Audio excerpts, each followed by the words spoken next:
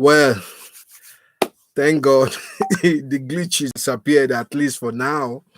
I can then later on try to see how I can perfect this. The world of technology. Being tech savvy takes a lot of skills. Thank you, those of you who are just joining me back on YouTube.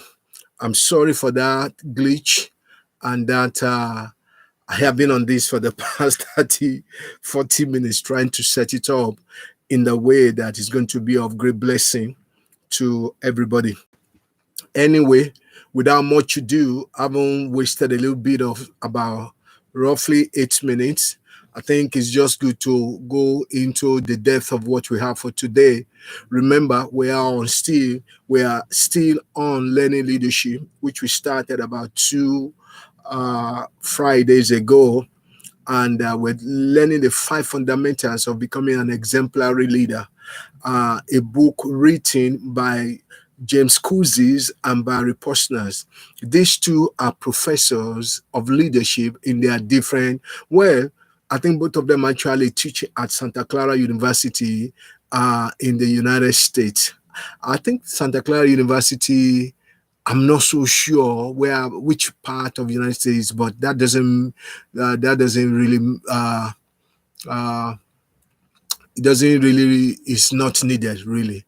However, these people have a wealth of experience to be able to help us to understand how we can increase ourselves as leaders, how we can increase our excellence of leadership, how we can become an exemplary leader. That's what the book is all about. So all what we are doing with this book is just summarizing this book, other than by looking into the main idea and then looking at all the surrounding ideas revolving around the main idea.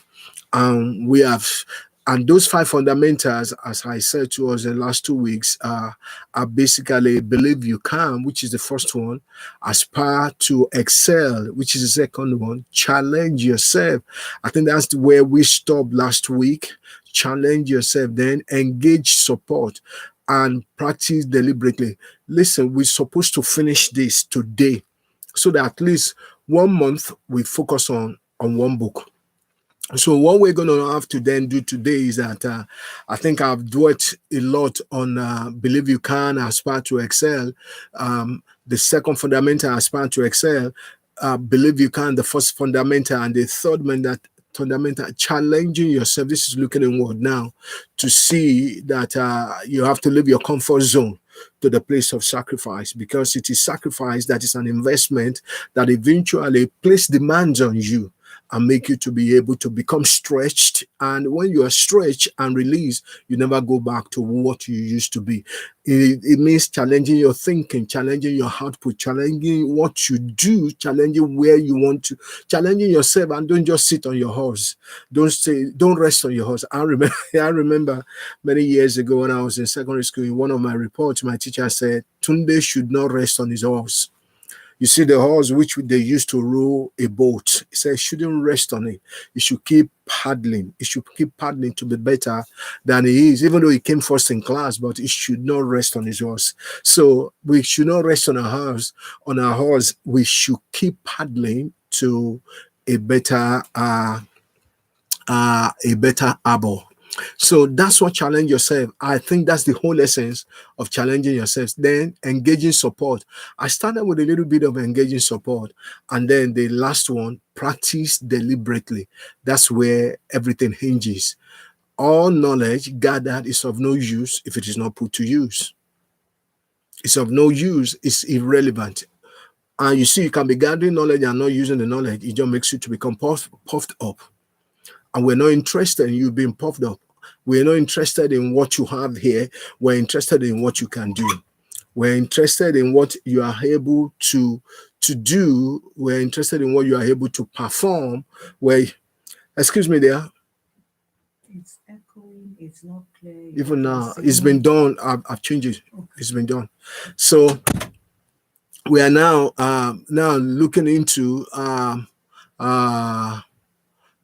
the fourth one now, which is the engaging support.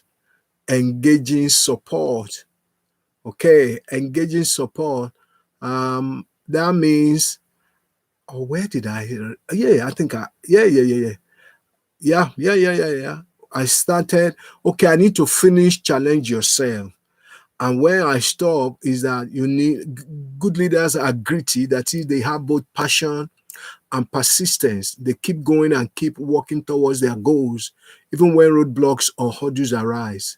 This is also a character trait you need to develop to become an exemplary leader. You need to have the ability to persist in the face of setbacks and stick with things for the long haul.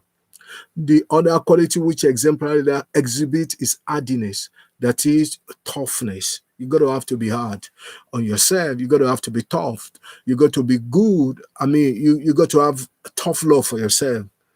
Uh, this is the ability to adapt and respond in high stress situations in the that is being tough and don't give up easily on yourself. This is also something you will need to work on. It's something every one of us needs to work on at all time.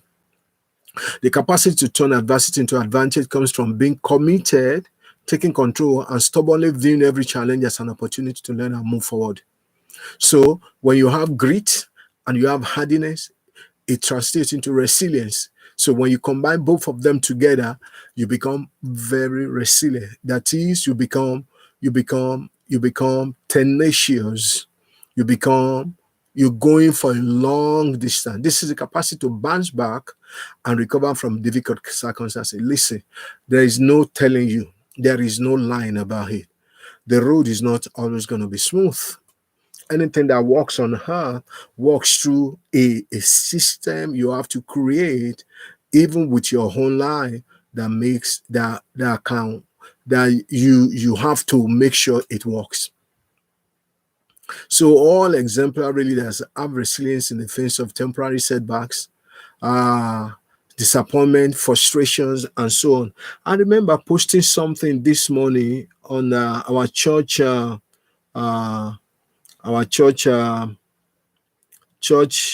forum for all of us that are leaders. I mean, for all the members of the church, and I like to just read that because it what I'm saying now. The same buttresses what I posted this morning, and I like to very early in the morning, about 1 a.m. in the morning, I posted it. He says the people who succeed the most are the people who have failed the most, because they are people who have tried the most. People who succeed the most are people who have failed the most, because they are people who have tried the most. That's what their resilience is all about. To become a better leader, you have to always maintain a good perspective on what is happening and then exhibit resilience. Even if you are failed, remember, I mean, I once also had somebody describe success as failure upon failures, but without giving up. And that's very true. Anybody, we have incandescent light today, whereby we have filament in the bulb, and we're enjoying electricity bulbs today. But somebody said, Thomas Edison, that produced it, invented it, tried about 10,000 times and it didn't work. And then somebody asked him, how do you feel trying 10,000 times and failing?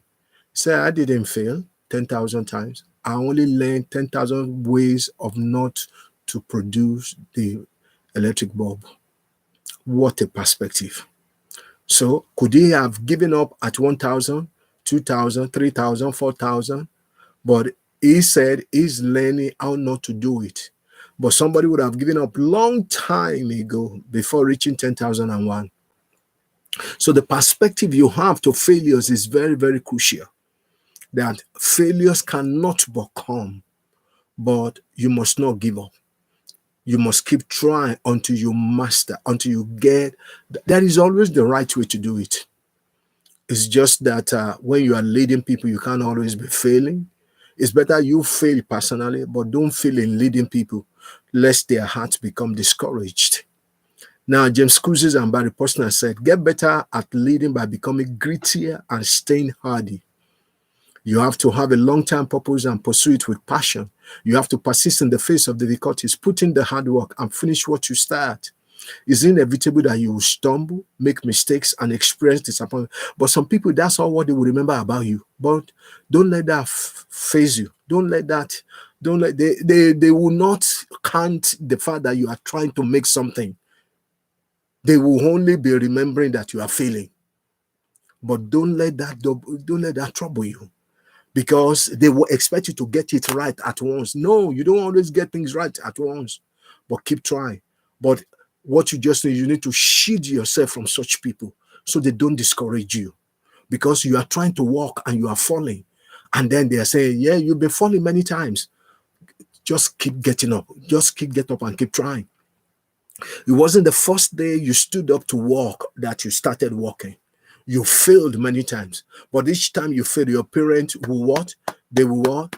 They will encourage you. They will try to clap for you and say, "Hey, get up." I remember my son when he was trying to walk, and I would say, "Hey, fall down, get up again." Also, in adult life, this is exactly the same thing you are repeating of your childhood life. But those whom you know will discourage you when you fall, not realizing that you are trying to walk. You don't know it, you are learning. Just protect your heart from them.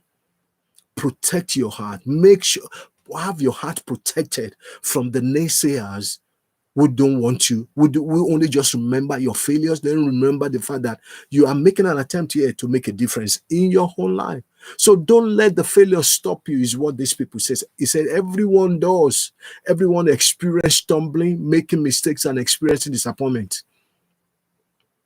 Everyone does, but don't let the failure stop you. These are opportunities to renew your commitment, to take charge of the change, and to see any obstacles as chances to learn. That was what Thomas Edison's approach was. Thomas Edison's approach. So it also takes courage to become a great leader. That's what that means eventually. Courage is not so much about being fearless or even facing a life and death struggle as it is about choosing to act when you face a challenge. You will always face a challenge. Leaders with courage pursue noble goals or aspirations daily and make the right choices day by day. Mary Daly, a theologian, says courage is a habit, a virtue. You get it by courageous act. It's like learning to swim by swimming. You learn courage by courage. Oh, how many times I've tried to, to drown in learning to swim. I started learning to swim when I was 41. That's when I started to learn to swim. And was I did I have any occasions of of wanting to give up? Yes, many occasions. Even I'd almost drowned on holiday trip, but that didn't make me to give up until I learned how to swim. Can swim the length of the swimming pool, normal swimming pool, up and down the shallow end, down the deep end. Go down the deep end. Why? It's been tenacious. Stay at it until you get it. I could have just given up at first when I wanted to drown. But I said, no, I have to conquer this. I have to master. I didn't have this opportunity when I was growing up. I had when I was growing up, but it was more or less on when you play transit in school. You go to somebody, you go to the doctor's swimming pool in a teaching hospital in Ibadan where I grew up, learning how to swim. I mean, diving from the shallow end. One time I dived from the shallow end. My head hit the ground. I was dazed for minutes. I couldn't see things. It was God who rescued me. It was God who protected me. I dare not I dare not tell my dad or my mom. I told me that I dare not know about it. But I just wanted to know how to swim. Why? How is it possible for people to float in deep waters and swim across highland, across some channels like British Channel between France and Britain? There are people who have tried to swim through. It's a skill. So every skill you are trying to get, there may be occasional times to fall, occasional time to make mistakes. If people around you only remember that you are making mistakes, just move away from them or protect your heart from them so that they are not daggering your heart. So it takes courage to stay at it and keep moving. Leaders with courage pursue noble goals or aspirations. So you learn courage by couraging, is what Miridali is saying. It always takes courage as a leader to open yourself to new information and to learn. Please, this is important. Some people are averse, they are risk averse. But the whole life is about risk. So new information frightens them. New information makes them afraid. And therefore, if you are courageous, wanting to learn new information, they may even discourage you by telling you, no, no, no, no, no, no, no, no, no, no, no. Did you hear the ones who are failing this? No. Don't look at the people who are failing. Look at the people who have succeeded and get encouragement. It will require courage to show vulnerability and to admit you need help to achieve your goals in life. Oh, how I need help to achieve certain goals that I've set for myself for this year. Courage will be required when your peers hesitate to take on new assignment because of fear or uncertainty. Courage means you overcome your fears, push through, and act positively. In other words, courage gives you energy to move forward. It gives you energy to move forward and the confidence to believe you will, in fact, make it. Is the power to stand up, speak out, and act with energy and commitment. If you are going to learn how to be your best, you need courage. You need courage. James Couzis from the same book, Learning Leadership, and Barry Posner says, when you challenge yourself to grow and develop, it's likely that you'll be doing things that scare you. Oh yes, you'll be chewing more than what you can swallow. When you take on stretch assignments to do things you have never done before, enroll in programs or activities to learn things you know nothing about, or put yourself into unfamiliar settings and circumstances, you are taking a risk. There will be fear and uncertainty, two elements that shape the conditions for courage. So you need to make a choice about how to move forward and find meaning and purpose in setting off in a new direction. In a new direction. Anybody that has made something serious with their lives, this is the path they always have to take. This is the path everybody has to take. Now let's move to the fourth fundamentals. Out of the five fundamentals of learning leadership, that fourth fundamental is engaging support. High performers, including leaders, seek out support and advice on the best way to move things forward. To become a better leader, get connected. Seek open and honest feedback on how you are doing. Without feedback, you won't grow. You won't grow. Listen, it's not a question of age and it's not a question of race. There could be, from the races you don't like, people that can benefit your life. If you have to overcome your prejudice, you have to overcome your bias. You have to be willing to go and learn from those who are younger than you, but whom you know are producing results. The bottom line here is results. I don't care who you are.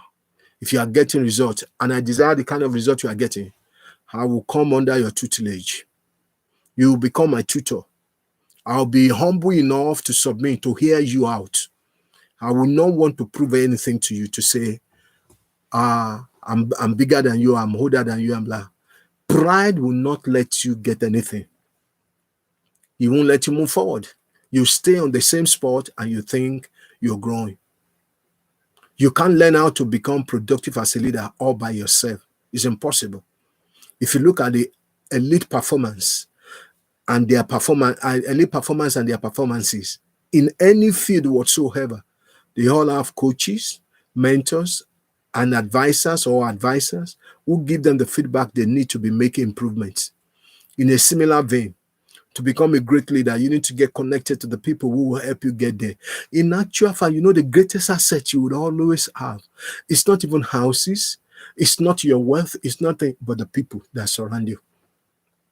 It's the people that surround you that is your greatest asset, because within each one of them lies what you need to leverage your growth, to leverage your rise, to leverage your achieving.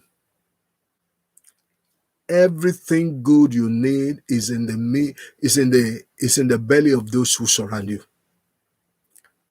James Couzis and Barry Posner says again, the best performers in all fields know that they can't make extraordinary things that happen alone.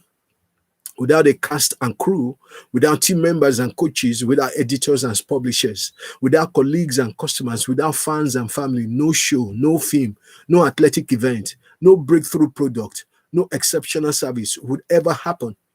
It's true for athletics as and the heart, and it's true for leadership. Leadership requires collaboration, and so does learning.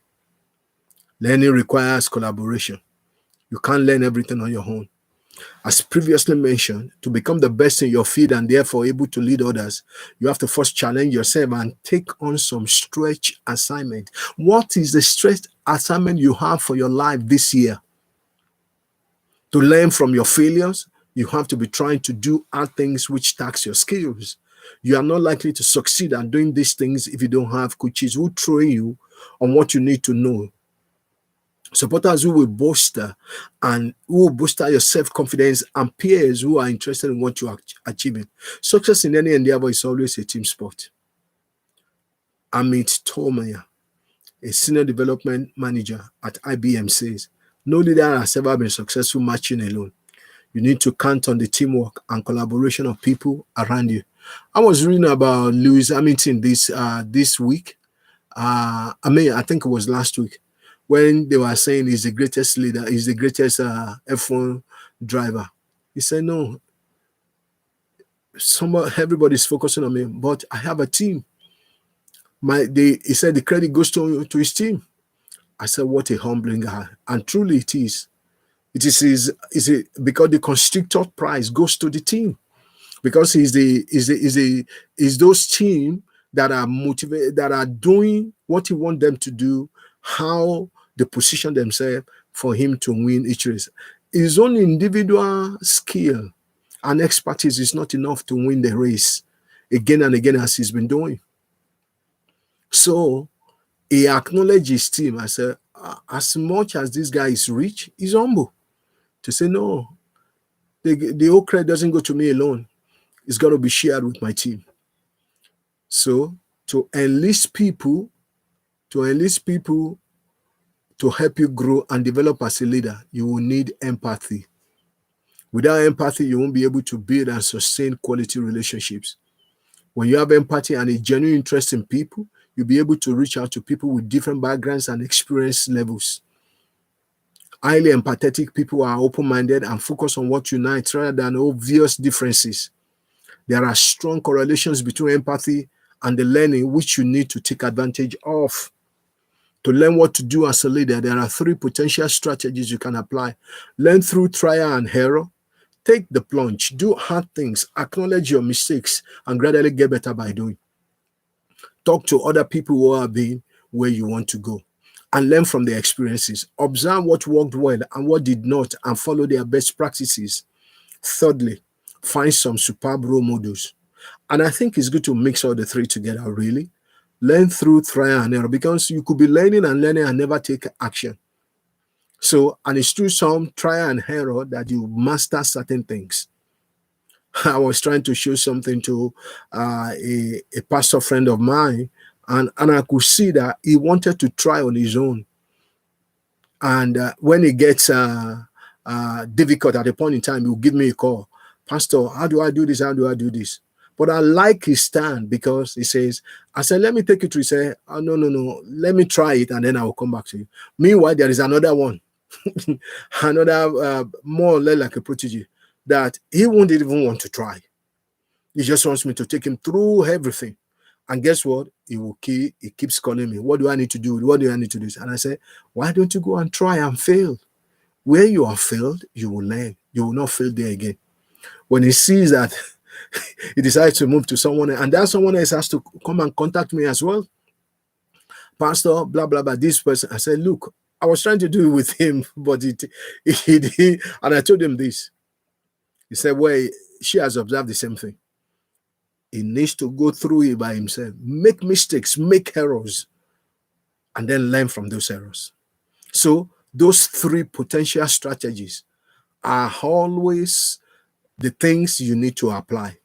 Learn through trial and error in developing that has to do with correlations between learning and empathy. Talk to other people who have been where you want to go. Find some super role models. Of those three strategies, connecting with quality people and asking them to help guide you makes the most sense, which is very true. It's clear this will deliver the most bang for your buck. Vibrant, ongoing social connections and relationship with movers and shakers who can help you move forward are obvious success multipliers. Even more so because they will inject diversity of thought and a wealth of knowledge into what you are doing. Wow. So don't always push people off. Uh, the cover of a book does not really tell the full story of what is in the content of the book. Don't you even be moved by how a person appears. Let them talk for you to know what stuff is within them. Brian Grazer, a movie producer, says, I had a rule for myself. I had to meet one new person in the entertainment business every day. Initially, my conversations were just with entertainment business insiders. But pretty quickly, I realized that I could actually reach out and talk to anyone in any business that I was curious about. It's not just showbiz people who are willing to talk about themselves and their work. Everyone is. Just remember that everybody wants to talk about their success and or sometimes about their failures. And if you read the stories of people's lives, if you read their failures, if you get to know about their failures, you will see the hidden wisdom in their failures. So more than likely, you start out focusing on the quantity of your connections, but over time, the quality of those connections will become more significant. With high quality relationships, people tend to be more open, which enhances their learning. Choose people to connect with who inspire you to aim higher and who care about you, and your collaboration can inject some healthy learning into your leadership stocks. As you build those connections, make sure you are getting ongoing feedback on how others view you. Without feedback, you cannot and will not grow as a person or as a leader. Hear what James Cruises and Barry Posner says again. Our research clearly shows that the best leaders are active learners, never believing that they know it all. They remain open to new ideas from a variety of sources. And when it comes to leadership, that feedback has to come from the people you are attempting to influence. They are the only ones who can reliably tell you the impact your actions have on them. Although you have to prepare yourself for those who never have anything positive to say, as well as for those who are only going to sugarcoat their comment. Asking for feedback is a habit you need to develop. Feedback is an integral part of learning on how to lead. You should signal to everyone you connect with that you welcome honest feedback, positive and negative. Let people know they should tell you when you are doing something well and when you should be lifting the bar. Admittedly, this requires trust as you'll be viewed as vulnerable by asking for feedback. But if it results in the candid feedback, which sparks self-improvement, it's worth it. Also, keep in mind, people won't automatically give you that feedback. You have to make the first move and signal that you want it. James Cruises and Barry Posner says again, if you are going to grow and develop your leadership skills, you will have to rely on people around you to let you know about the impact of your behaviors and actions. Their feedback is the only way you can learn how you make others feel and the extent to which you have a positive, neutral, or negative impact on their performance and engagement. Amen. Lastly, wow, we're not doing too bad. I'm happy that we're finishing this book tonight, today, this month. Today is the last Friday of the month. I don't want us to go into the book again next month. So this is the last fundamental, the fifth fundamental that you and I have to acquire, have to know to become an exemplary leader indeed. And that fundamental is practice deliberately. To get better at leading, you have to practice, have a daily lifelong commitment to learning and then doing what you learn. Commit to being the best and then do little things every day that progress you towards that goal. Leaders keep hope alive. There is no question that leadership takes practice and practice takes time. To become a high-performing leader, you will need a lifelong daily commitment to learning. You should get into the habit of learning something new every day and then assessing your progress each and every day as well. World-class performance in any field put in the hours well before they ever get a chance to perform.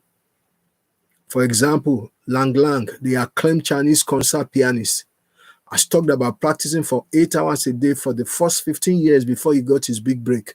Wow. 8 hours a day for 15 years. If you calculate that, that will have surpassed the 10,000 mark. You know, in the book by Malcolm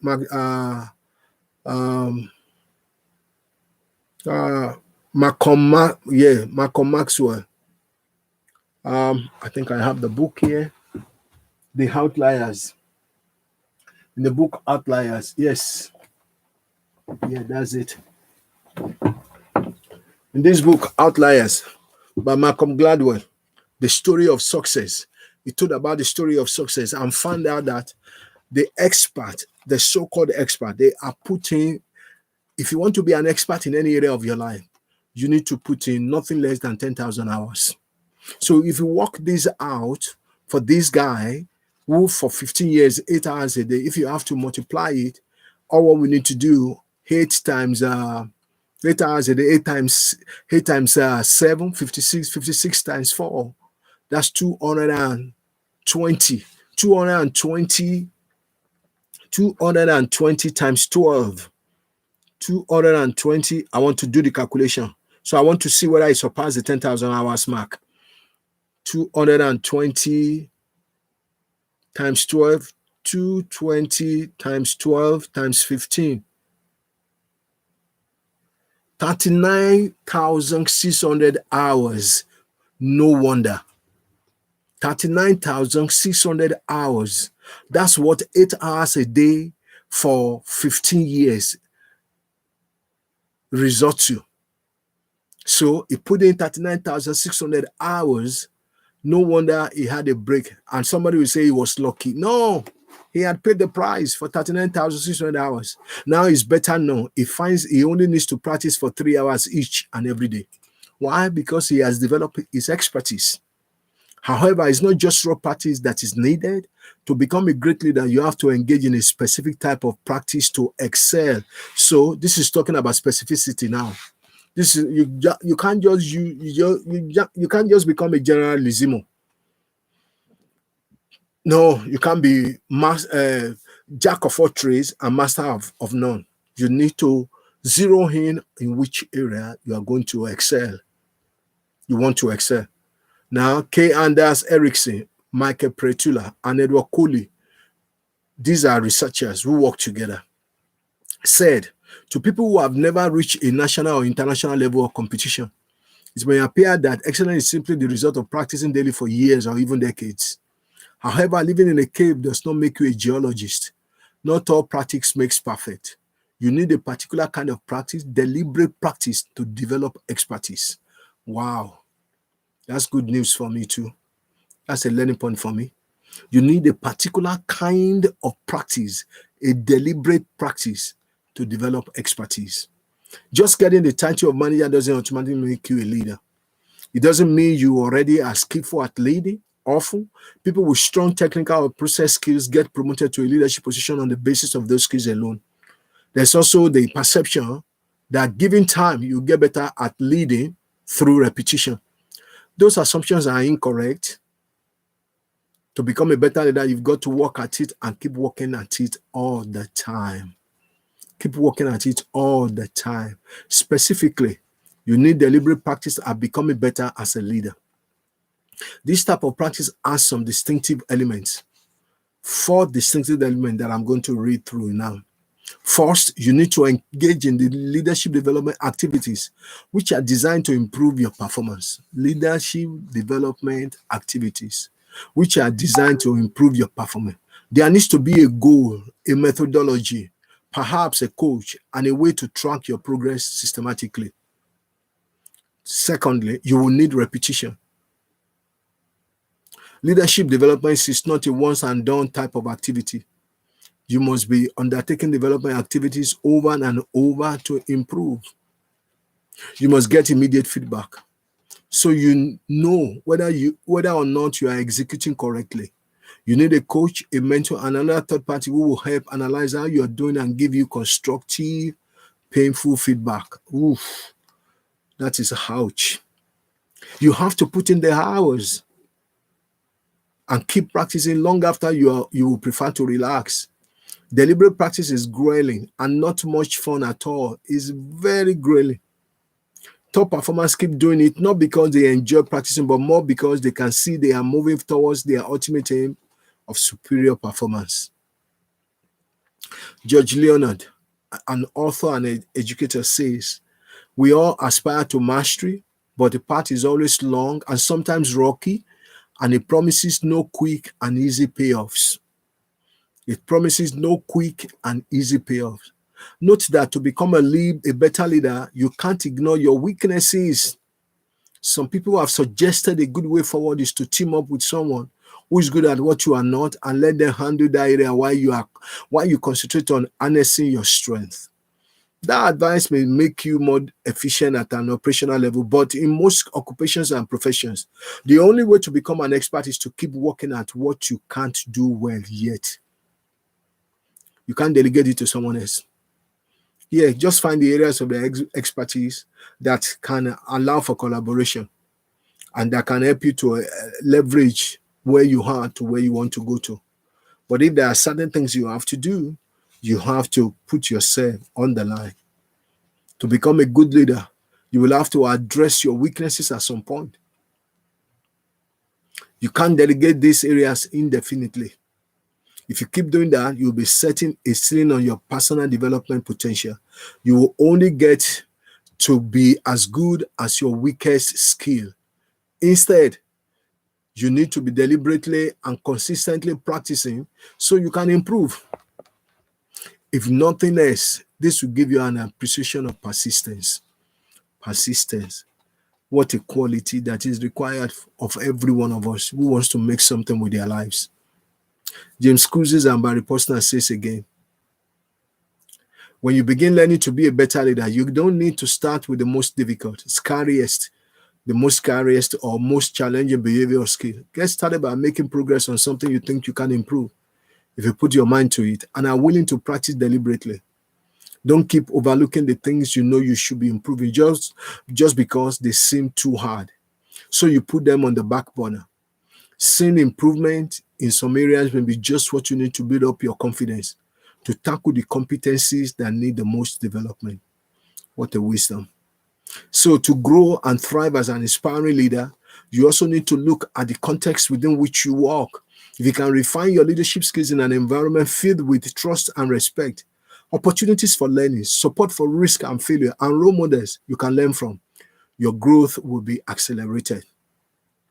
If you are lucky, your workplace will have just this kind of environment. But if you're not, you will have to take charge of developing your own culture of leadership. I think you could look for people that in our experience is showing me some people that I have a big dream. I can share those dreams with because they will just dampen it for me.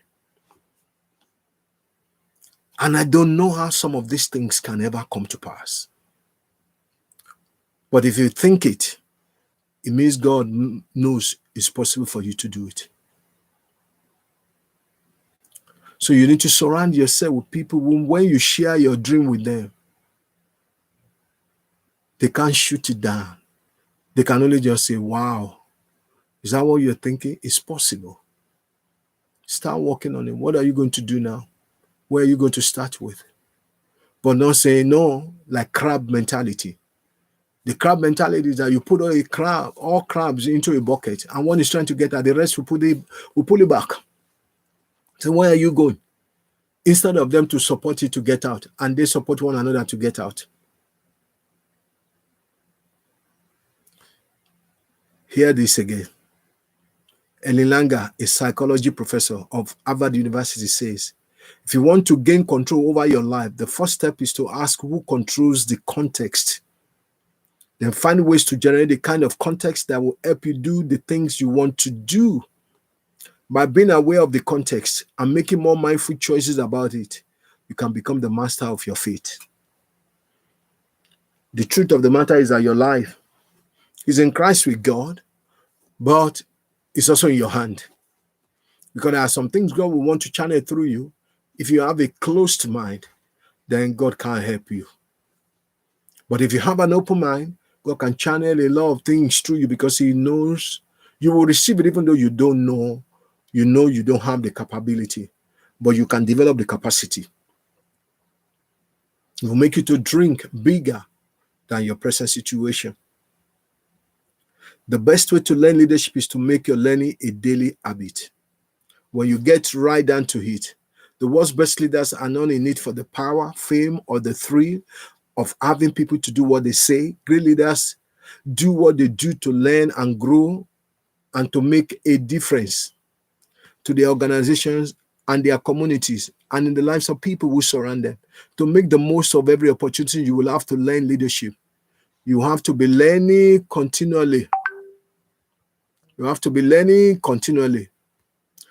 Now, John F. Kennedy says, leadership and learning are indispensable to each other. Take charge of your learning agenda by doing these things. 3 things. Every day, allocate some time to a leadership learning activity where you will stretch yourself and ask a little bit more of yourself. Secondly, work on developing positive habits each day, like wake up early, work as a mentor, constantly learn new information, develop new skills.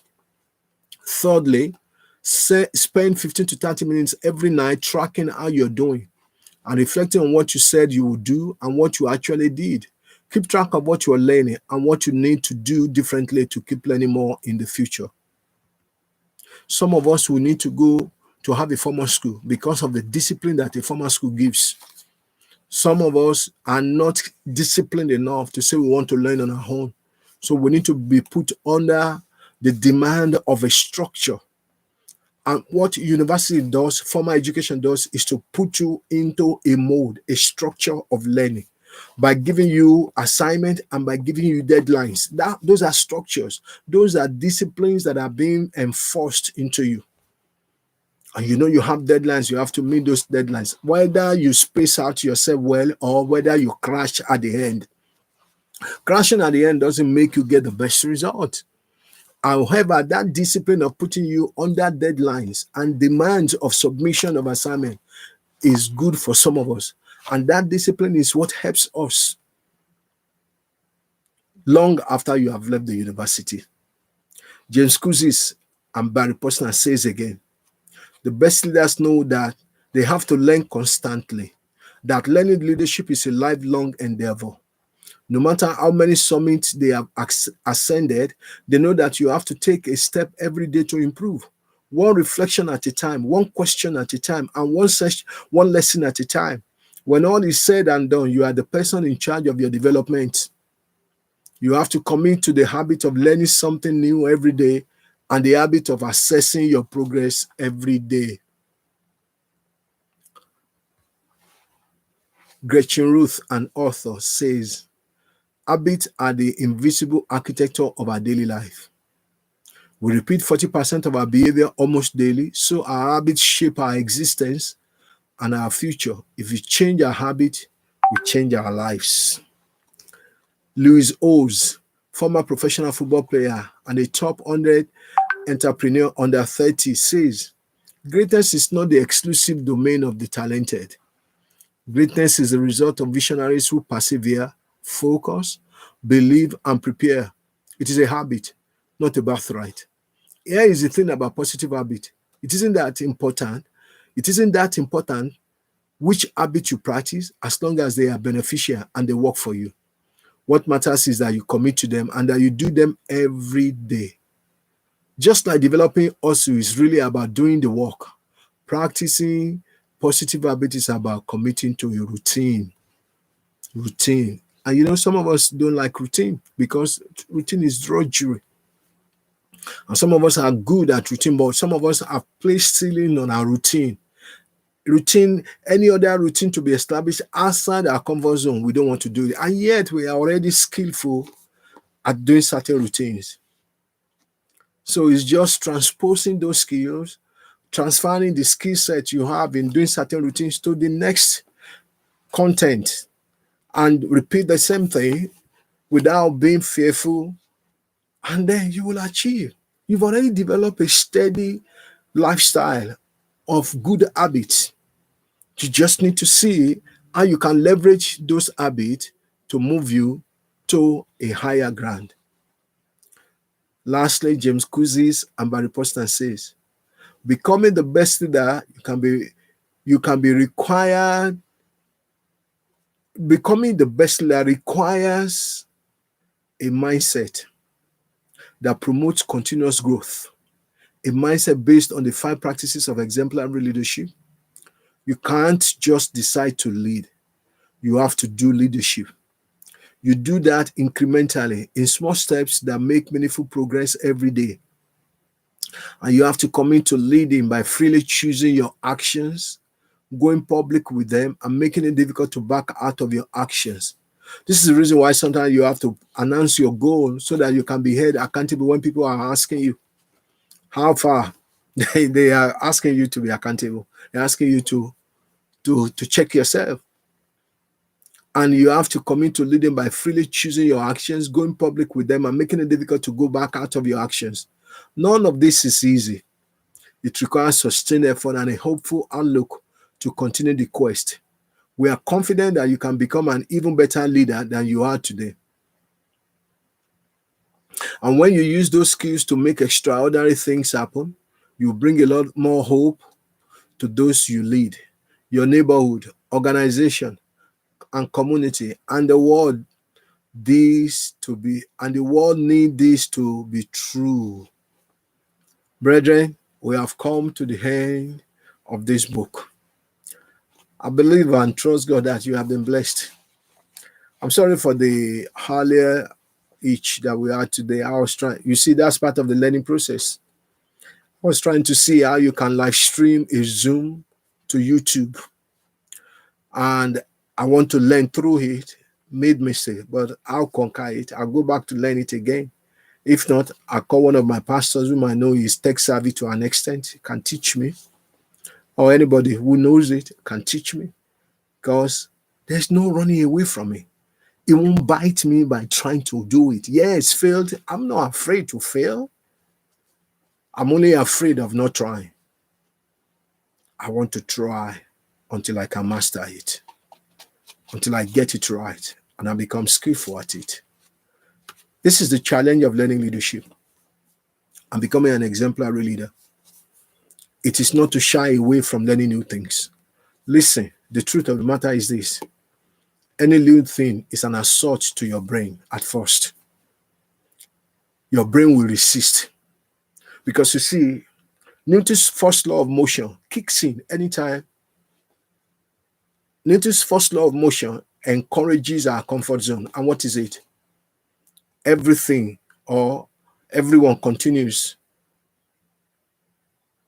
I'm trying. I'm forgetting it. I'm forgetting again now. Everything continues in its motion, in constant velocity or whatever, unless it is acted upon by an external force. You have to allow something to ginger you, something to nudge you, because the path of least resistance is what all of us, we love to just stay in the comfort zone of what we are used to, what makes us feel okay. But if you're going to be an achiever and a leader, you've got to have to learn not to continue in the state of rest. Yeah, that's it. Everything continues in the state of rest or of constant velocity unless it is acted upon by an external force. You have to let an external force get you to have an initial momentum and then keep the momentum. But to move from 0 to 1 means there is an external force. It could be your not wanting to rest on your horse, on your laurels, not wanting to. You look into the future, you say, this is not where I want to see myself in 10 years' time. This is not where I want to see myself in 5 years' time. I don't want to see myself where I am financially in 5 years' time. Then how do I want to see myself where I am spiritually in 5 years' time? I don't want to see, because definitely in 5 years' time, my body is not going to be like this. So how do I want to be able to manage my time, manage my resources, manage my opportunities and privileges? It starts today. It starts today. And one of our leaders was asking me on Sunday, said, Pastor, you started as a experiencing the glory of God now 2 Sundays ago, but you didn't continue it because you didn't finish it. And then you didn't continue the following Sunday, which was last Sunday. You started with something else, talking about the key of David. What about finishing the experiencing the glory of God based on Exodus chapter 33 you are using? I said, okay, I'll continue and finish it.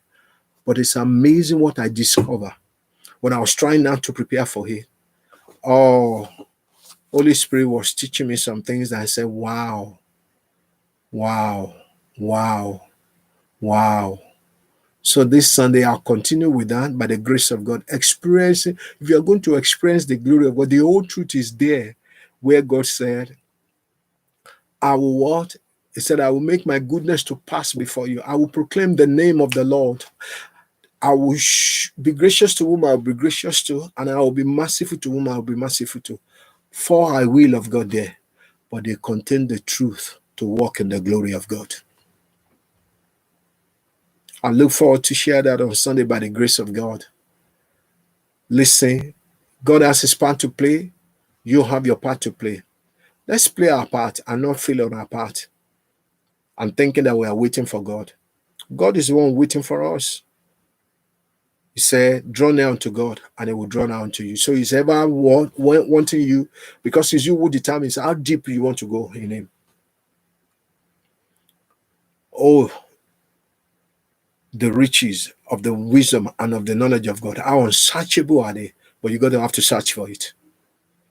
Even though it's unsearchable, but you still search for it. You don't say how unsearchable and then you hold back. No, keep searching. What that means is that it's limitless. Thank you so much for joining me tonight. Next Friday is fasting and prayer day, so we will not be looking at any book next Friday because we'll continue to have 1 hour prayer meeting next Friday by the grace of God. But after that, the following Friday, which is going to be 12th of February, we continue with the Awaken the Leadership. No, we won't be able to do because we have our 15th church anniversary starting that same Friday. So we are not back again until the 19th of February. So we only have 2 weeks in February to be able to look at Awaken the Leadership in You. What that means is that whatever book we are going to be summarizing, we have to finish it in 2 weeks. What a tough order. But we can do it. It's possible. Next Friday is prayer and fasting. We will have Awaken the Leadership in You. The one after it is 15-year celebration. It's worth celebrating. We need to thank God who has brought us this far, who has kept us. And 15 is a very significant number in the Bible. Some think it as consecration, some think it as rest. But I think it is a time ready after consecration to see the wonders of God. So our theme for the anniversary is set for wonders by the grace of God. We are ready for the wonders of God based on the book of Joshua chapter 3 verse 5. And God told Joshua, say to the people of Israel, sanctify yourself for tomorrow I will do wonders among you. So 15 years has been consecrated because on the 15th day of the first month of the Jewish calendar, guess what? The feast of Passover, the feast of unleavened bread, I beg your pardon, a day after the 14th day of the month of Nisan. The same thing, the 7th month, the feast of tabernacles. Start 15, start with rest for God's people in the now, but they concentrate themselves on that rest, the Sabbath day. So we have been consecrated, we have been sanctified because the wonders of God are coming. Now we are set for wonders. Thank you for joining me today. God bless you. See you on Sunday. Join us during our service on Sunday, 11 a.m. to 12:15 by the grace of God. I hope you've been blessed today. Invite others to join us during this Awaken the Leadership as you come, as you join. Thank you, everybody. God bless you. See you on Sunday. Bye bye.